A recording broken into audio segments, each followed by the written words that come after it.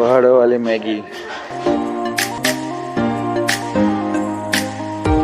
નમસ્કાર મિત્રો, welcome back to my new vlog. કેમ છો બધાય? મજામાં? આઈ હોપ બધાય મજામાં જ હશો. ને આજે આપણે જવાનું છે ગુજરાતનું સૌથી સુંદર સિટી અને હિલ સ્ટેશનમાં જેનું ખૂબ મોટું નામ છે એવા હિલ સ્ટેશન ઉપર અમે જવાના છીએ. તે હિલ સ્ટેશનનું નામ છે વિલ્સન હિલ.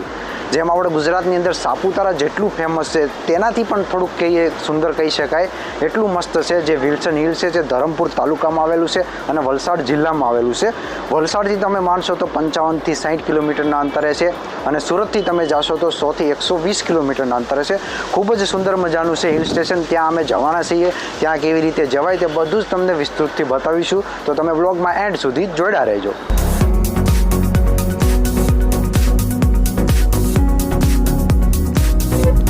ફાઇનલી મિત્રો, આપણે વિલ્સન હિલ જવા માટે નીકળી ગયા છીએ અને તમે જોઈ શકો છો કે મયુરભાઈ ડ્રાઇવિંગ કરી રહ્યા છે.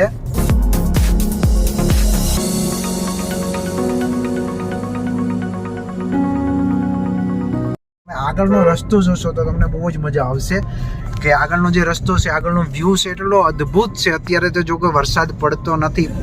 ફાઇનલી મિત્રો, આપણે ધરમપુરની અંદર પ્રવેશ કરી રહ્યા છે જે તમે જોઈ શકો છો.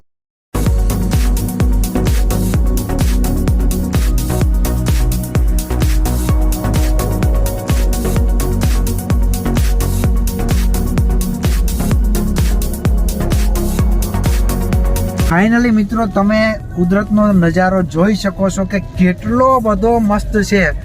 સામેની સાઈડ તમે જોશો તો અનબિલીવેબલ મોમેન્ટ, જ્યારે આપણે જેમ એમેઝોનના જંગલમાં આટા મારતા હોય જેવો રસ્તો છે, જેટલા વૃક્ષો છે, જેટલી ગ્રીનરી છે, અહીંયા પણ તમે જોઈ શકો છો કે એટલું સુંદર મજાનો રસ્તો છે. એમાંય વરસાદ ચાલુ થઈ ગયો છે એટલે ધીરે ધીરે વરસાદની મજા માણતા આપણે હવે આગળ વધી રહ્યા છે. ને અહીંથી વિલ્સન હિલ કરીબન 15 કિલોમીટર જેટલું દૂર છે અને અમારા મયુરભાઈ પણ ફોર્મમાં આવી ગયા છે જે તમે જોઈ શકો છો. ફાઇનલી મિત્રો, આપણે ઝિગઝાગ રોડ ઉપર આવી ગયા છીએ. જે આગળ તમે જોઈ શકો છો કે ગાડી આપણને ચડાવવામાં પણ પ્રોબ્લેમ પડી રહ્યો છે. તો આપણે મયુરભાઈ છે બીજા ગેરમાં ગાડી લઈ લીધી છે. હવે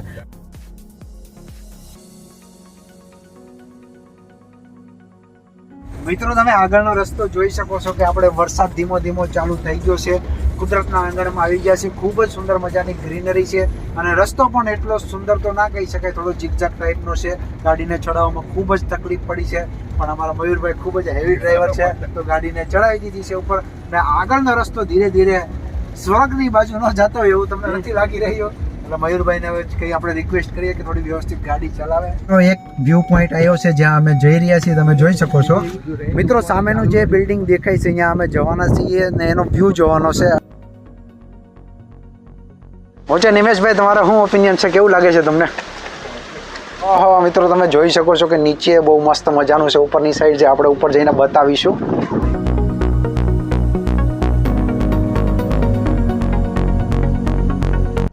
મિત્રો, આપણે વિલ્સન હિલ તો પૂગ્યા પણ નથી અને વચ્ચે જે નજારો છે, જે હું બિલ્ડિંગ ઉપર ઊભો છું, અહીંથી તમે એકવાર જોશો તો તમને એમ જ લાગશે કે આપણે વાદળા જોડે વાતો કરી રહ્યા છીએ. કારણ કે આજુબાજુ એટલી બધી ગ્રીનરી છે, એટલા બધા વૃક્ષો છે જેની તમે કલ્પના પણ ના કરી શકો. તમે જોવો એકવાર ખાલી.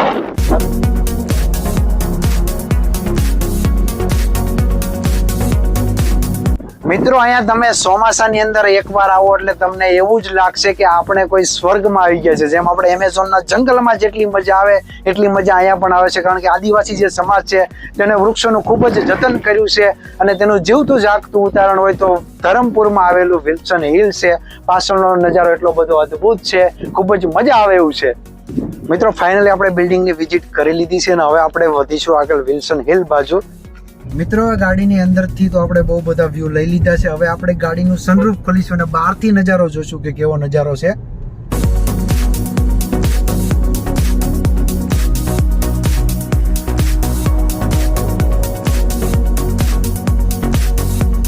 મિત્રો, આપણે ધીરે ધીરે વિલ્સન હિલ તરફ પહોંચી ગયા છીએ. તમે જોઈ શકો છો કે તેનો નાનકડો એવો ગેટ આવી ગયો છે.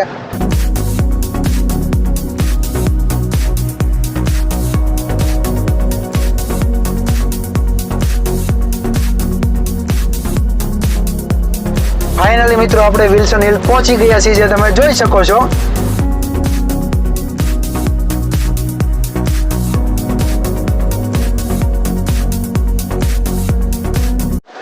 ફાઇનલી મિત્રો અમે વિલ્સન હિલ પહોંચી ગયા છીએ અને અમે ડાયરેક્ટ જવાના છે ગાર્ડનમાં, જે તમે જોઈ શકો છો કે આ ગાર્ડનનો અંદરનો જવાનો રસ્તો છે. ખૂબ જ અંદર સુંદર મજાનું ગાર્ડન બનાવેલું છે, કારણ કે પહેલાં અહીંયા 5 થી 7 વર્ષ પહેલાં અહીંયા આ ગાર્ડનનો વિકાસ નહોતો થયો. ખાલી માત્ર ને માત્ર વિલ્સન હિલનો ટેકરો જ હતો. પણ અત્યારે તમે મારી પાછળ જોઈ શકો છો કે ખૂબ જ સુંદર મજાનું ગાર્ડન બનાવી દીધું છે, જે તમે નિહાળી શકો છો એકવાર. હવે મયુરભાઈ ને નિમેશભાઈને આપણે પૂછીશું તમને કેવું લાગ્યું અહીંયા. હવે આપણે તો અત્યારે તો ગાર્ડનમાં છીએ. મયુરભાઈ, તમારું શું કહેવું છે? જેમ જેમ તમે ગાર્ડનમાં અંદર જાશો એટલે ગાર્ડન અતિ સુંદર બનતું જાય છે. જે આગળની સાઈડ તમે જોઈ શકો છો કે ગાર્ડન ખૂબ જ સુંદર મજાનું છે. ફાઇનલી મિત્રો આપણે સનરાઈઝ પોઈન્ટ ઉપર જઈ રહ્યા છીએ, કારણ કે અત્યારે તો બપોર થઈ ગયા છે એટલે સૂર્ય મધ્યમાં વહી ગયો છે. પણ તમે સવારના ભાગે આવો તો તમને તે વ્યવસ્થિત જોવા મળે એમનો આ પોઈન્ટ છે જ્યાં આપણે જઈ રહ્યા છીએ.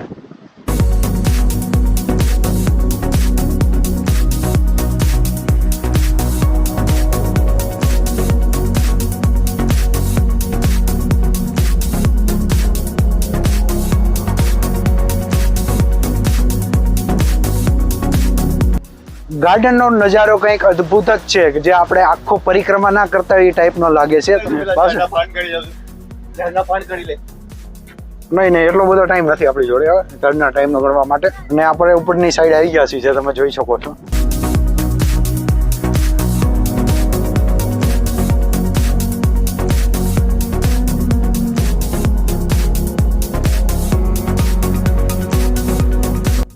ફાઇનલી મિત્રો વરસાદ ચાલુ થઈ ગયો છે. અમે વિલ્સન હિલના ટેકરા પર જ છે અને મારી પાછળ તમે જોઈ શકો છો કે કૃત્રિમ રીતે સરોવર બનાવવામાં આવ્યું છે, કારણ કે ફૂલ વરસાદ પડે તો આ ભરાઈ જાય છે. પણ અત્યારે વરસાદ ધીમો છે એટલે આખું ખાલી છે. આ તમે જોઈ શકો છો જે તળાવ બનાવેલું છે, વરસાદની અંદર ફૂલ વરસાદ પડે તો જ ભરાય છે. ઓછા વરસાદમાં એટલું બધું ભરાતું નથી. ને અત્યારે ધીરે ધીરે વરસાદ વધી રહ્યો છે ફૂલ, તો અમે હવે ધીરે ધીરે પાછા આગળ મેન જે વિલ્સન હિલનું ટેકરું છે ત્યાં જઈશું. અને મારી પાછળનો તમે નજારો જુઓ, ખૂબ જ અદ્ભુત છે.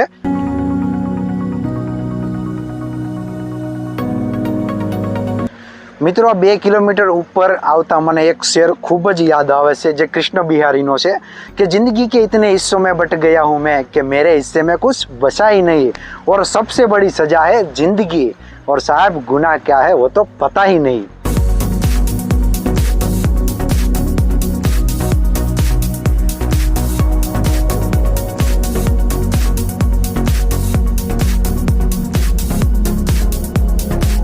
વોકિંગ માટેનું ખૂબ જ સરસ છે ગાર્ડન, જે મિત્રો તમે જોઈ શકો છો કે આપણે બધા વોકિંગ કરી રહ્યા છીએ.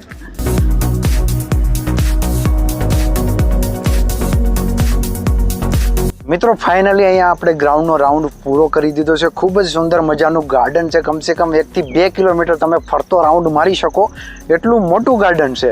તમે વોકિંગ માટેનું આ બેસ્ટ ગાર્ડન છે. પણ આટલી બધી ઊંચાઈએ વોકિંગ કરવા અવાય નહીં, કારણ કે આ ખૂબ ઊંચાઈ ઉપર છે. 1 થી 2 કિલોમીટર ઉપરની સાઈડમાં છે. તો મસ્ત મજાનું ગાર્ડન બનાવેલું છે. અને હવે આપણે જે મેન વિલ્સન હિલનો પાર્ટ છે એની તરફ આગળ વધીશું.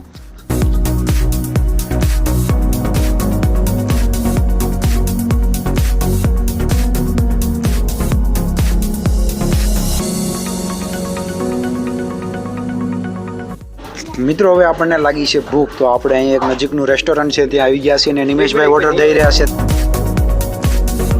મયુરભાઈ, તમે શું ખાવાના? पहाड़ों वाली मैगी. ઓહો, પહાડો વાલી મેગી તો यहाँ पे नहीं मिलती है भाई. ફાઇનલ મિત્રો આપણે ઓર્ડર જે કર્યો છે ઓર્ડર આવ્યો નથી, એટલે અમે છાશ મંગાવી છે. તો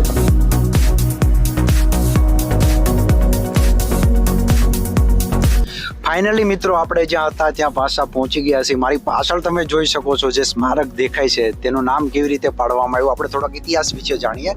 તો પાછળનું જે સ્મારક છે, જે બ્રિટિશ ગવર્નર હતો 1923 થી 1928 ની વચ્ચે મુંબઈનો એક બ્રિટિશ ગવર્નર હતો, જેનું નામ હતું લોર્ડ વિલ્સન, એની યાદમાં બનાવવામાં આવ્યું છે. કારણ કે એ જે બ્રિટિશનું શાસન હતું ત્યારે પોતે અહીંયા ફરવા માટે આવ્યો હતો અને એને આ જગ્યા ખૂબ જ ગમી ગઈ હતી. તો ધરમપુરના જે રાજા હતા તેની સાથે તેને વાત કરીને આ જગ્યાને ડેવલપ કરવાનું વિચાર્યું. પણ અનફોર્ચ્યુનેટલી એની વચ્ચે એની ડેથ થઈ ગઈ. તો ધરમપુરના રાજાએ સંકલ્પ લીધો હતો અને આજે તમને આજુબાજુનો મેં જે એરિયા બતાવ્યો, આખો એરિયાને ડેવલપ કરવામાં આવ્યો હતો.